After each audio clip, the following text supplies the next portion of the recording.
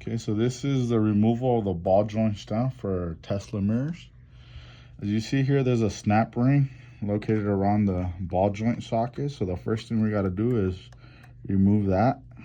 So you're going to get a small flathead, and you're going to pop this ring off, go all the way around, prying it open until it snaps. As you see here, once it snaps, it's loose, firm. So in order to remove this, you're just going to pull sideways on the bracket and it'll pop right off. As you can see, pops right off. However, there's a cable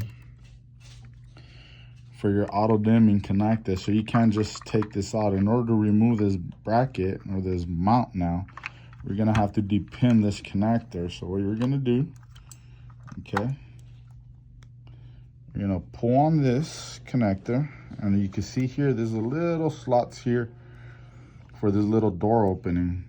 You're gonna pop these open, okay, and now this will pop off.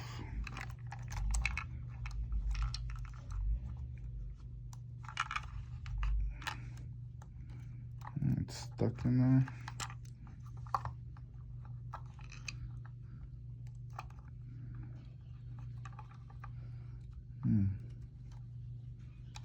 Here it is.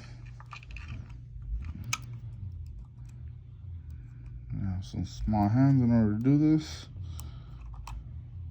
Here we go. So we took out the door.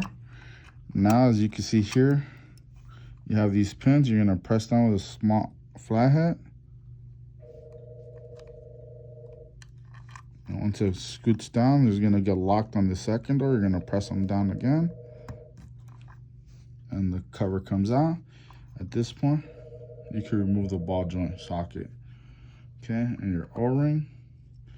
And now you have successfully removed the ball stem joint factory from the OEM mirror.